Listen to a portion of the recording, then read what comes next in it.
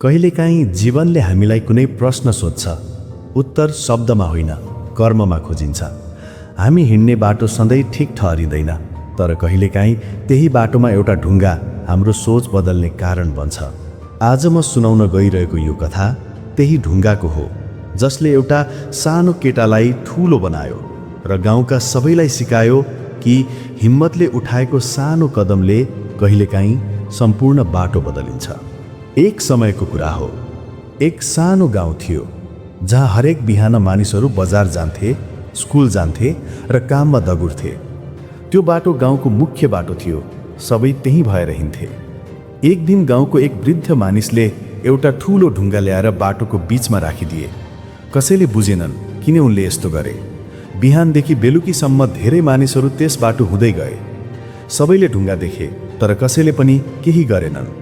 कसैले रिसाउँदै भने, यो ढुङ्गा किन राखेको हो, गाउँका काम गर्नेहरूलाई खबर गर्नुपर्छ।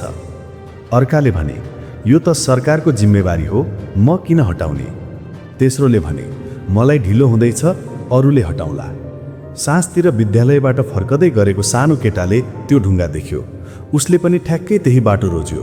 ढुङ्गा देखेर उसले झोला किनारामा राख्यो र सोच्यो, यो ढुङ्गा त अरूलाई पनि बाधा बन्छ होला। उसले हातले ढुङ्गा धकेल्यो, तान्यो, धकेल्यो, फेरि आराम गर्यो।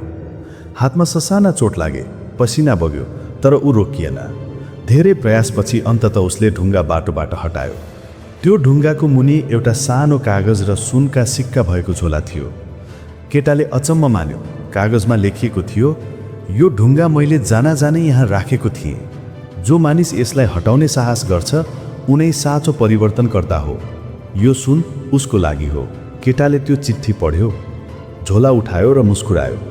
उसले महसुस गर्यो, साँचो सफलता त अवसरमा होइन, कर्ममा हुन्छ। त्यो साँझ गाउँभर केटाको कुरा फैलियो। सबैले महसुस गरे, काम सानो वा ठुलो हुँदैन, फरक त सोचमा हुन्छ।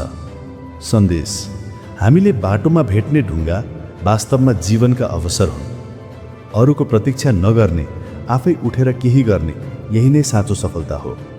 गाउँको त्यो सानो बाटोले धेरैलाई हिँड्न सिकायो, तर त्यो सानो केटाले सबैलाई रोकिएको बाटो हटाउन सिकायो। हाम्रो जीवनका बाटोहरूमा पनि यस्ता ढुङ्गा हरेक दिन भेटिन्छन्। कुरा ढुङ्गाको होइन, कुरा हाम्रो निर्णयको हो, किनकि परिवर्तन सधैँ त्यही सुरु हुन्छ जहाँ हामी अरूले गर्छन् भन्न छोड्छौँ।